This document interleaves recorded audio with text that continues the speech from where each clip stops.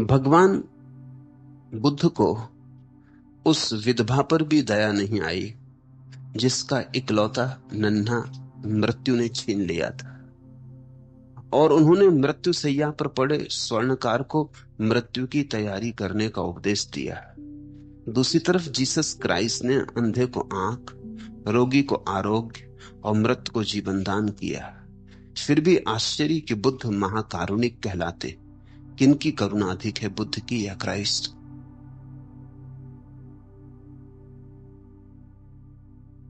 जिस छोटी सी कथा की ओर संकेत है वो तुम्हें स्मरण दिला देनी उचित है। एक स्त्री का एकलौता बेटा मर गया, वही उसका सहारा था। उस पर ही उसने सारा जीवन निछावर किया था।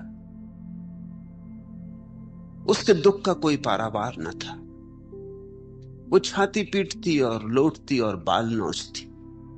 मोहल्ले पड़ोस के लोग समझा समझा के हार गए, लेकिन वो सुनती ही ना। वो अपने बेटे की लाश भी देने को राजी नहीं। वो उसको छाती से लगाए। उसे आशा है कि कोई चमत्कार हो जाएगा। उसे आशा है कि उसकी पीड़ा, उसका दर्द, उसके आंसू भगवान समझेगा। उसकी पुकार कहीं तो सुनाई पड़ेगी, कहीं तो न्याय होगा। उसने सुन रखा है कि उसके दरबार में देर है, अंधेर नहीं। तो वो छोड़ने को राजी नहीं है। वो उस बेटे की लाश को लेके घूमती है। वो एक क्षण को छोड़ती नहीं, रात सोती नहीं कि कोई उसकी लाश को जला ना दे। तब तो लोगों ने समझा कि वो पागल हो गई। कोई उपाय न था। गांव में बुद्ध का आगमन हुआ था तो लोगों ने कहा, ऐसा कर, अगर तू सोचती है कि चमत्कार हो सकता है तो इस बेटे को लेकर बुद्ध के पास चली जा। इससे बड़ा और क्या सौभाग्य होगा। जाके बुद्ध के चरणों में इस बेटे को रख दे। अगर हो सकता है जीवन पुनः तो हो जाएगा। गांव के लोग तो जानते थे ये होगा नहीं, ये कभी हुआ नहीं, लेकिन शायद बुद्ध के पास जाने से इसे कुछ समझ आ जाए। वो गई। उसने बुद्ध के चरणों में लाश रख दी और उसने कहा, करुणा करें, आप तो महाकारुणिक हैं, मेरे बेटे को जिला दे। बुद्ध ने कहा, ठीक, तू एक काम कर, गांव में चली जा और ऐसे घर से सरसों के बीज मांग ला जिस घर में कोई कभी मरा ना हो। वैसे बीज मिल जाएं तो ये बेटा अभी जी जाएगा। उस स्त्री के तो आंसू सब तिरोहित हो गए। वो तो नाच उठी। उसने कहा, मैं अभी लाती हूं, ये कोई बड़ी बात नहीं। सरसों की ही तो खेती होती है हमारे गांव में, घर घर सरसों है, अभी लाती हूं। उसे होश भी नहीं कि ये बीज मिल ना सकेंगे। उसे शर्त की बात ख्याल में नहीं कि बुद्ध ने कहा, उस घर से जिसमें कोई कभी मरा ना हो। वो गई, एक घर, दो घर, तीन घर, गांव के एक एक द्वार पर उसने दस्तक दी। गरीब से गरीब और राजा तक गई, लेकिन सभी ने कहा, पागल, ऐसा घर कहां मिलेगा जहां कोई कभी ना मरा हो। ऐसा घर तो हो ही नहीं सकता। किसी का पिता मरा है, किसी की मां मरी है, किसी का बेटा मरा, किसी का भाई मरा। ऐसा घर तो हो ही नहीं सकता। जितने लोग घर में रह रहे हैं, इससे अनंत गुना लोग घर में मर चुके। बाप के बाप मरे, उनके बाप मरे, कितने लोग मर चुके। ऐसा तो कोई घर हो नहीं सकता जहां कोई मरा ना हो। सांझ होते होते उसे बोध आया कि मृत्यु अनिवार्य है। वो लौटी, नाचती गई थी खुशी में कि ले आएगी सरसों के बीज। खाली हाथ लौटी, लेकिन नाचती ही लौटी।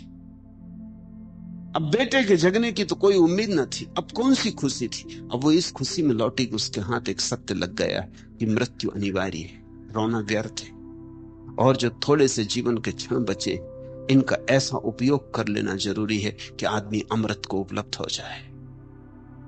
इस देह में तो मृत्यु घटेगी, उसको खोज लेना जरूरी है जहां मृत्यु ना घटती हो। उसने बुद्ध के चरणों में आके सिर रख दिया। बुद्ध ने कहा, ले आई सरसों के बीज। वो हंसने लगी। उसने कहा, आपने भी खूब मजाक किया, लेकिन बात काम कर गई। सरसों के बीज तो नहीं मिले और लाश को हटा दिया उसने बेटे की वहां से, और लोगों से कहा, ले जाओ और दफना दो। और बुद्ध से कहा, मुझे दीक्षा दे, मुझे संन्यास्त करे। आज हूं, कल का पता नहीं। कल हो सकता है मैं भी मर जाऊं। जब सभी मर जाते तो मैं भी ज्यादा देर टिकने वाली नहीं हूं।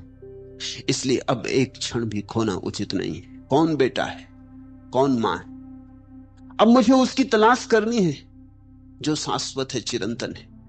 मुझे दीक्षा दे, देर ना करें। वो दीक्षित हुई। वो बुद्ध की बड़ी भिक्षुओं में एक भिक्षुणी सिद्ध हुई। जो स्त्रियां बुद्ध के सानिध्य में परम सत्य को उपलब्ध हुई, उनमें एक स्त्री वह भी थी। तुमने पूछा है कि बुद्ध को महाकारुणिक कहा जाता है और क्राइस्ट तो मुर्दों को जिला देते, अंधों को आंखें देते, बीमार को स्वस्थ कर देते, कोढ़ी को चंगा कर देते, बहरा सुनने लगता, लंगड़ा चलने लगता, गूंगा बोलने लगता। तो जीसस करुणावान है या बुद्ध? जीसस करुणावान है, बुद्ध महाकरुणावान। जीसस की करुणा बहुत दूर तक काम नहीं आएगी, इसलिए करुणावान। बुद्ध महाकरुणावान, उनकी करुणा अंत तक काम आएगी, अनंत तक काम आएगी। अगर किसी मुर्दे को भी जिला दिया तो भी वो मरेगा। जीसस ने लजारस को जगा दिया था, मर गया था लजारस। फिर अब लजारस कहां है?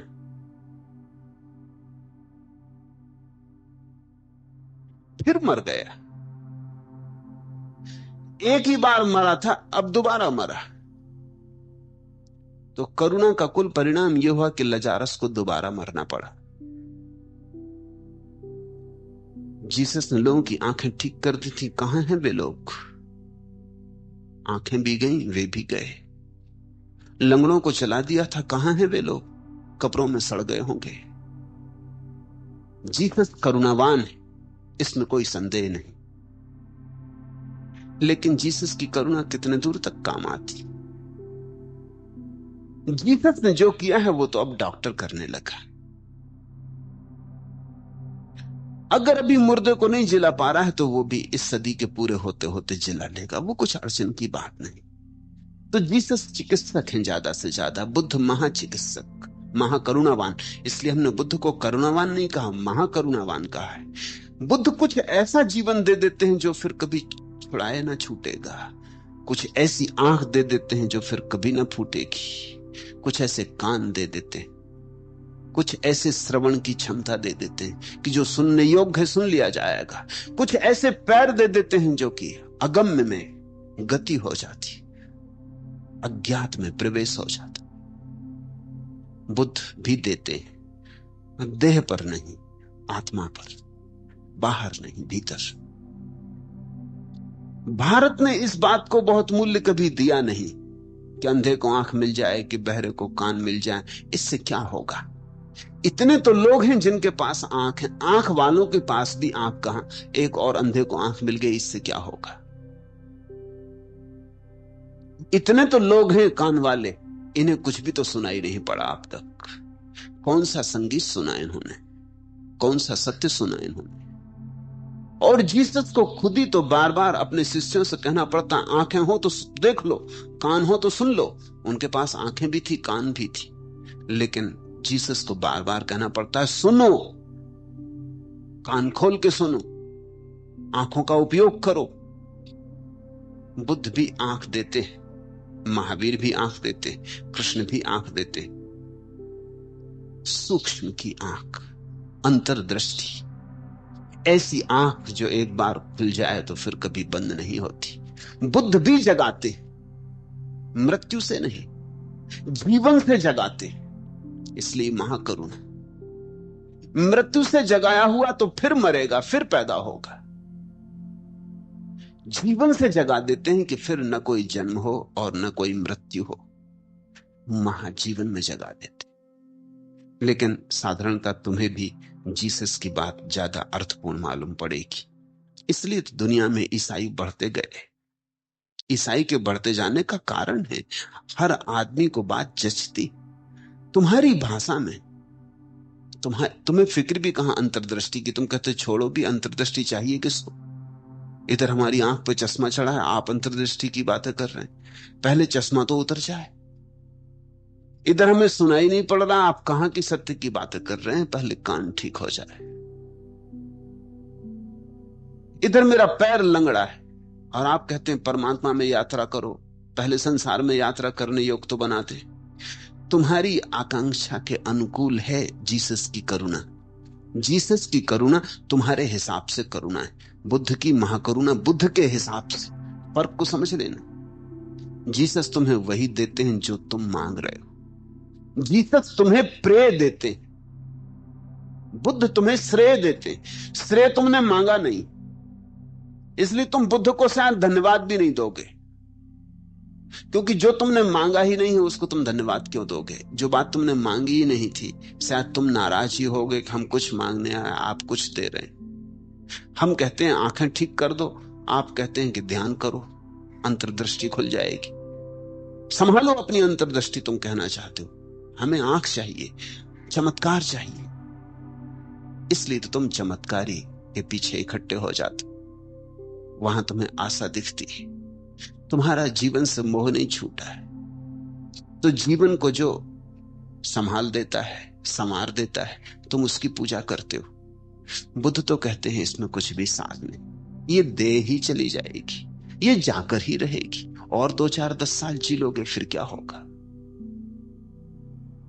मरना तो सुनिश्चित है। जब मरना सुनिश्चित है तो कुछ ऐसा करो कि मरने की प्रक्रिया सदा के लिए छूट जाए। तो कुछ ऐसे अंतरलोक में जागो जहां मृत्यु घटती नहीं। इसलिए अगर तुम मुझसे पूछते हो तो मैं कहूंगा बुद्ध महाकरुणावान, क्राइस्ट करुणावान। क्राइस्ट तुम्हें समझ में आएंगे, बुद्ध तुम्हें समझ में ना आएंगे।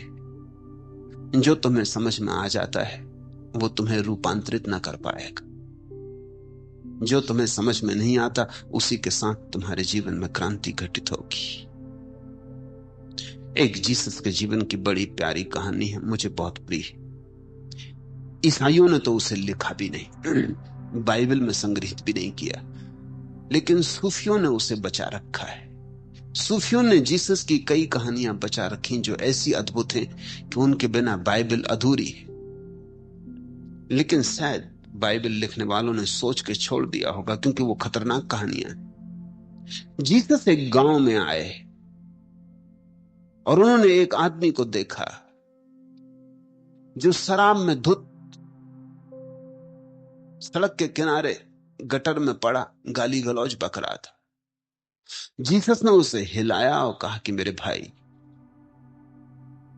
क्या जीवन शराब पीने को मिला है? उस आदमी ने आंखें खोली, थोड़ा होश उससे आया। उसने जल्दी से जीसस के पैर पकड़ लिए। उसने कहा, महाप्रभु, मैं तो मर गया था, तुमने ही तो मुझे जिलाया था, अब तुम ही जवाब दो कि मैं जिंदगी का क्या करूं। मैं तो मर गया था, तुमने मुझे जिला दिया, अब मैं क्या करूं इस जिंदगी के साथ। और अब तुम आ गए हो मुझे समझाने की शराब मत पियो, मैं जिंदगी के साथ करूं क्या? ये जिंदगी बहुत बोझिल है और बड़ा दुख मुझे मिल रहा है। शराब में पी के किसी तरह अपने को बुला रहा हूं। अब अपनी समझदारी अपने पास रखो, तुम ही जिम्मेवार हो। मैं तो मर गया था, तुमने जिलाया क्यों, इसका जवाब दो। जीसस तो बहुत घबरा गए होंगे कि आदमी कोई मुकदमा चलाएगा या क्या करेगा, लेकिन बड़े उदास भी हो गए, क्योंकि उन्होंने तो इसे जीवन दिया था। ये सोचा भी ना था कि जीवन के बाद भी तो जीवन में अर्थ चाहिए ना। जीवन से क्या होगा? जीवन में अर्थ ना होगा तो जीवन का करोगे क्या? जीवन में अगर दिशा ना होगी तो जीवन का करोगे क्या? जीवन ही मिल जाने से थोड़ी कुछ मिलता है। जीवन तो तुम सबको मिला है, तुमने क्या किया इस जीवन का? तुम भी उस आदमी से राजी होगे कि अगर परमात्मा तुम्हें मिल जाए तो तुम भी उसकी गर्दन पकड़ के कहोगे कि तू जिम्मेवार है, तूने जीवन दिया क्यों, तूने हमें पैदा क्यों किया। अब हम क्या करें? इधर पैदा कर दिया हमें, अब कहता शराब भी मत पियो, वेश्या घर भी मत जाओ, बेईमानी भी मत करो, झूठ भी मत बोलो, ताश भी मत खेलो, सिगरेट भी मत पियो। एक तो जन्म दे दिया और अब कुछ करो भी मत, तुम्हारी फांसी लगा रहा है। तो फिर हम जिए किस लिए? जीसस उदास गांव में अंदर गए, देखा एक आदमी एक सुंदर स्त्री के पीछे भागा जा रहा है, उसकी आंखों में बड़ी लोलुपता है, बड़ी वासना है। उसे पकड़ा और कहा कि तू ये क्या कर रहा है? ये आंखें परमात्मा को देखने के लिए। उस आदमी ने जीसस के पैर छुए और कहा, महाप्रभु क्षमा करो, लेकिन ये मुझे कहना ही पड़ेगा कि मैं अंधा था और तुम्ही ने मेरी आंखें ठीक की। अब तुम मुझे ये भी तो बताओ, इन आंखों का करूं क्या? रूप न देखूं, सौंदर्य न देखूं, तो फिर अंधा ही क्या बुरा था? आखिर आंख का तो मतलब ये होता है कि आदमी रूप देखे, सौंदर्य देखे। तो अंधा होने में क्या बुराई थी? मुझे आंखें क्यों दी? मैं तो अंधा ही भला था, न दिखता था न पीड़ा थी। जब से ये आंखें मिल गई हैं, रूप दिखता है, रूप बुलाता है, अदम्य है उसकी पुकार। और अब इधर आप आ गए, तो मुझे फिर से अंधा बना दो। जीसस तो बहुत हैरान हो गए। वो उदास गांव के बाहर निकल आए। उन्हें तो बड़ी चोट लगी होगी कि ये क्या हुआ। मैंने तो लोगों की सेवा की, करुणा की, और ये लोग क्या कह रहे हैं? एक आदमी को गांव के बाहर देखा कि फांसी लगाने का इंतजाम कर रहा है एक झाड़ के साथ। उससे पूछा कि भाई ये तू क्या कर रहा है? उसने कहा कि अब दूर रहो और ध्यान रखना, अगर मैं मर जाऊं तो मुझे जिला मत देना, क्योंकि मैं बुरी तरह ऊब गया हूं, और आप अपनी रास्ता लो। इस जीवन में रखा क्या है? यही तो ज्यापाल सात्र पूछता है कि इस जीवन में रखा क्या है, अर्थ कहां? यही तो दुनिया के सारे विचारशील लोग पूछते हैं कि इस जीवन में प्रयोजन क्या है। A tale told by an idiot, किसी मूर्ख के द्वारा कही हुई कथा मालूम होती है, जिसमें कुछ भी अर्थ नहीं मालूम होता। इसे समाप्त क्यों ना कर दें? दोस्तोयेवस्की का एक पात्र, दोस्तोयेवस्की के प्रसिद्ध उपन्यास ब्रदर्स करमाजोव में चिल्ला के ईश्वर से कहता है कि ये टिकट जो तूने मुझे जीवन में प्रवेश के लिए दी थी, अब वापस ले ले। तू है कहां? तू है भी, अगर है तो प्रमाण दे। ये मेरे जीवन के प्रवेश की जो तूने आज्ञा दी थी, इसे वापस ले ले, क्योंकि इस जीवन में कुछ भी नहीं। धन्यवाद देना तो दूर, आदमी ईश्वर को गुनहगार मानता है। तुमने जीवन दिया क्यों? यहां है क्या सिवाय दुख और पीड़ा के? लेकिन जीसस की भाषा तुम्हें समझ में आती है, क्योंकि तुम्हारी वासना के करीब पड़ती है, तुम्हारी कामना के करीब पड़ती। तुम चाहते हो सुंदर रूप हो, लंबा जीवन हो, बड़ी उम्र हो, धन हो, पद हो, प्रतिष्ठा हो। जीसस की चमत्कारी जीवन व्यवस्था तुम्हें आकर्षित करती। बुद्ध के पास तो सिर्फ वही लोग जाएंगे जो इस जीवन से ऊब गए। ये जो 3 आदमी जिनकी मैंने तुमसे कहानी कही, जिन्होंने जीसस को कहा कि क्षमा करो महाराज, तुम्ही ने झंझट में डाल दिया, ये तीनों आदमी अगर बुद्ध के पास जाते तो इन्हें मार्ग मिलता। तो बुद्ध कहते ठीक ही है, तुम ठीक ही कहते हो। जीवन में रखा क्या है? जीवन दुख है, जन्म दुख है, जीवन दुख है, जरा दुख है, मृत्यु दुख है, सब दुख है। तुम ठीक कहते हो। अगर बुद्ध को जीसस मिलते तो जीसस से बुद्ध कहते ऐसा करो ही मत, लोगों को जगाओ। ये तुम जो करुणा कर रहे हो, ये करुणा महंगी है, घातक है। मुझे जीसस मिले तो मैं भी उनसे यही कहूंगा कि ये करुणा घातक है। ये करुणा माना कि लोगों को जचती है क्योंकि लोगों की ये मांग है, लेकिन लोगों को जो जचता है अगर वही ठीक होता तो तुम्हारी जरूरत क्या है? लोगों के जचने के ढंग को बदलना है, लोगों का प्रे बदलना है, लोगों को श्रेय देना, लोगों को बताना है कि असली आंख और है, असली कान और है, असली जीवन और है, देह का जीवन नहीं, मन का जीवन नहीं।